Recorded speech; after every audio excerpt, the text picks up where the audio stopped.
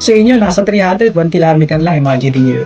Tapos dadaan yung ibon, Manila, tapos pagdating na rin ng Taytay, iwan na talaga kami. Mga ilang breeders mo?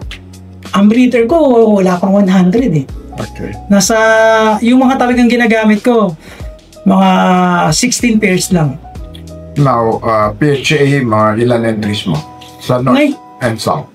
Ang South ko, minimum lang ako. Ang North ko ngayon, minimum 20. Okay. Ang South ko, may nagpalipad sa ating kaibigan, kaya nadagdagan. Makakabuti ng mga 35. 35 o 40. Kasi yung taga Norte, mga 20. Baka nga mga 40, 45 pa eh.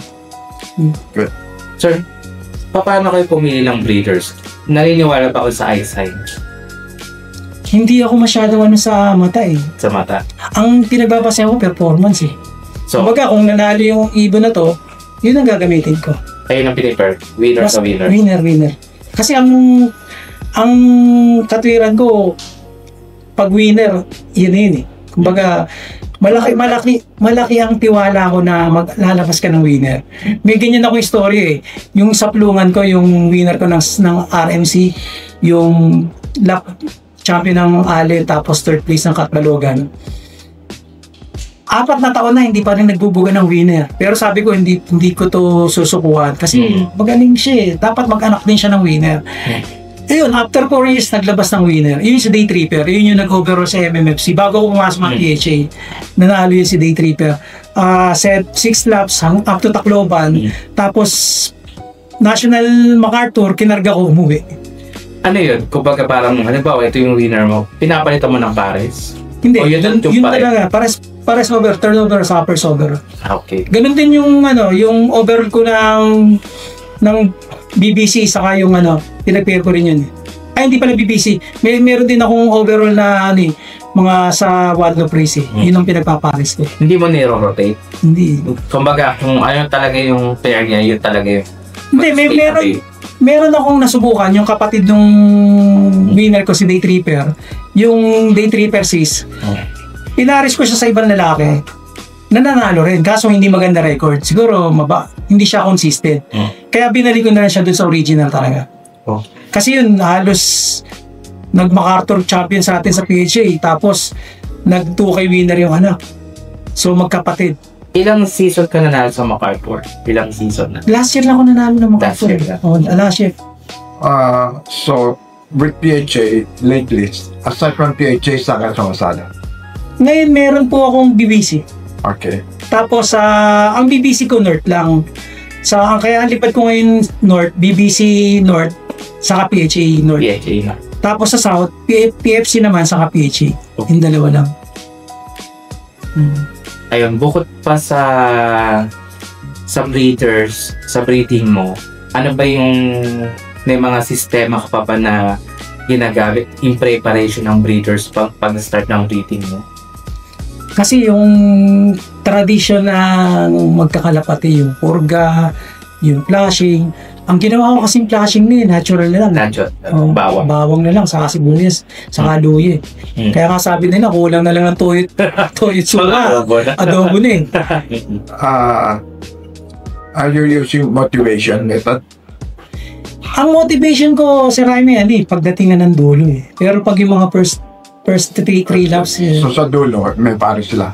papare sila. Like yung suntok sa buwan, kamo? May pare siya? walang pares yun. Wala. Hindi, may pares siya. Ito ba lang ang story niya, Sir Jaime. Yung MacArthur Clacker ko nung last year sa umuwi siya ng... I mean yung isa, yung Daybird mo, na... Yun nga po, yung MacArthur Clacker ko last year. Motivated yan kasi may pares yan. Ang pares yan, yung hindi ko gustong breeder. Kumbaga, inbreed siya, pero sabi ko, ayoko, pangit eh. Dahil nga, kung kayo kayo sa Hipo, red check yan eh. So, parang yun lang ang inaakit ko dun sa flyers log ko para yun yung pumares dun sa mga flyer ko. Ayun, yun nagkapares sila. Tapos, after nung umuwi yung ibon, siguro mga 2 weeks ng itlog, yun yung nag-solo winner ko sa PFC. Sa ito yung lang. pairing like. Kaya nung nung nanalo ako ng MacArthur, unang panalo ng Ibon, nanalo agad yung anak. Solo winner pa sa PFC. Ang hirap ng karera ng PFC. So, may club siya how many days prior? 2 weeks pa. 2 weeks pa. Nakapagpay pa siya. 10. So, yung shisho, binuhay niya. Yun nga po, yung nag-overall champion Then, ng PFC. Di kinarera siya. May shisho. May shisho. Wala po. Wala. Wala pa. Yung natapos na sir, doon lang ng itlog. Yun lang ng itlog. Pero pero nangingitlog siya. Hindi mo lang Hindi ko na lang napapansin minsan na kasi inaayaan ko pag ayaw ko magpisa eh. Kasi pag nagpisa siya, mababago na gusto ko nakaupo lang siya ron. Binubugo ko na lang. Ngayon, nung umuwi na siya, doon nga ako dahil nga, hindi ko nga sinuksukan ng PHA kasi sabi ko, stress pa to dahil galing pa ng karera eh. Yes. Imagine niyo pa yung nanalo ng PFC, tapos solo winner pa ng PFC. Ayun. So, with regards naman dun sa business mo, di ba, ang business mo ay? Actually, ang business ko talaga, yung sa mga woodworks talaga, na ano ko pa yan, kumbaga, sa father ko pa siya. So, matagal nang may SAS factory kami. So, nung nag-aaral ako ng architecture, sabi ng father ko, ano ka na lang, pwede ka na kontrata na lang eh. Total, nandyan naman, kahit maliit na business yan, basta hawak mo yung oras mo, okay yan. So, architect ka? Hindi po ako graduate ng architect eh. So, saan ka nag-aaral? CCP po. So, College of the Cute People.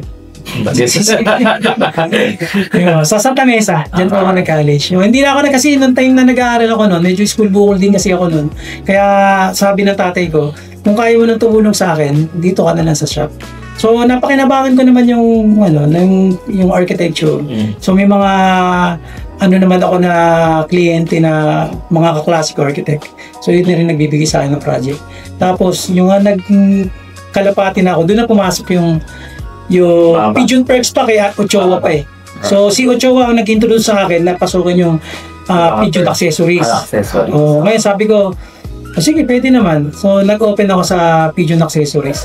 Ngayon, doon ko nga nakilala si parang Egay, si parang Kirby, na nagpagawa ng mga pigeon accessories nga, box perch. Tapos ngayon, nung ako na gumagawa ng lock, magpapagawa na ako, pinagawa ko na lang sa iba. Mahal ako sumingil. Hindi, yung pa rin tao ko gumagawa. Tapos medyo sinimplihan ko na lang. Okay. Kasi medyo gusto ko talaga, kung makapansin nyo sa Raime yung lock ko, puro kapis. Oo nga eh. Tapos ang mga perch nila puro kahoy. Tapos yung flooring nila kahoy. Gusto ko sanang ilagay doon yung Nara planks na kaso ayaw ng asawa ko yun. Ipa-planks ko yun, Nara pa. Pero talagang seryoso ko nung time na yun. Dahil nga meron ako naitagong mga malalapad na planks. Sabi ko, gagamitin ko rito, ilang piraso lang naman yan. Ayaw, wag. I-stock mo na rin dyan, sayang. Saka maganda kasi yun dahil nga hindi masyadong inaana yun. Mahal sa ano yun Maganda sa yung amoy nun, yung aroma ng Nara. So, gumagawa rin kayo mga doors, ganun? Oo, di ko na nagkaroon pa tayo ng Kaya ito, hindi lang po ito yung first time ko na magpunta rito dahil nagkaroon pa rin kami ng transaction ni Boss Jaime. Nakapag-supply din tayo sa kanya ng mga doors and jam. So, yun. Ayun. So, before we end, may gusto ko ba i-shout out? Diyan na shoutout. Ay, hindi, joke lang. Hindi, syempre, yung aking pinakamamahal na asawa, si Alma Bacaray de Leon, saka yung dalawa kong anak, si Justin, saka si G. Dominic. Malaki na anak mo? Isang 20, saka isang 10. May mahilig sa kalapate? Yung bunso ko po, mahilig sa hayop, sa aso, pusa. May pusa sa bahay. Yung panganay ko, mahilig yata sa babae. Nagmana ba? Yun yung grade yung may Ayun. Parang boy? Babae po yung Ay, kasama ko po yung mag-ina ko, namamasyalan dyan sa... Saka yung nakagandahan sa pagkakalapati ko, talagang very supportive yung asawa ko. Kasi kada training namin, kung mapapanood mo yung kasama ko yung pamilya ko, na may bonding na rin. Kasi number one din talaga sa pagkakalapati natin, yung nakasuporta yung pamilya natin. Magaan. Magaan. Sobrang gaan ng panalo. Ako nga, yung mga panalo ko sa tong mga pag sinasabi sa akin ng asawa ko, sabi ko, hindi mo nagawa yan. Kumbaga, parang, kasi, medyo naging mahirap din naman talaga takbo ng ano namin, ng lalo ng pandemic. Tapos syempre, kanya-kanyang tawid ng ano yan ng bangkayan dahil nga di ba? Sari-sariling buhay yan So, hindi ko talaga in-expect nung nanalo ko sa PHA. Tapos, halos sabay-sabay dumating sa akin na blessing ng time na yun. Dahil nga siguro, mapagmahal ako kay Janelle. So, yun. Ayun. So, maraming salamat, bro. Welcome. So, again, mga kamaster, mga Advanced Hobbyist.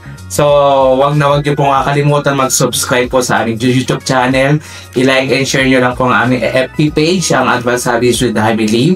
And then, please like, share, and comments down below. And then, magtanong lang po kayo sa mga mamimili po kami ng mga questions na itatanong po namin sa mga susunod po namin na guests. So, again, isa na namang episode ang natapos po natin, mga kamaster. So, again, with Sir Richie, maraming po salamat. Thank you so much. So again, before we end, Bro Richie, meron may gift para sa'yo. Ringmaster, Versilaga Products, and Victory Products. Galing kay Sir Richie. And Polymer Probiotic. Yeah. For you to lahat. And then Ringmaster and Victory Dines. Thank you. Yeah. Thank you so much. Maraming salamat. Naghahanap ako kami. Naghahanap ako kay boss. So, again, gumagamit ako ng mga Dr. Practice. idea. So, thank you so much for having you here para sa aming podcast. Pinagkakanood din po sa IBD.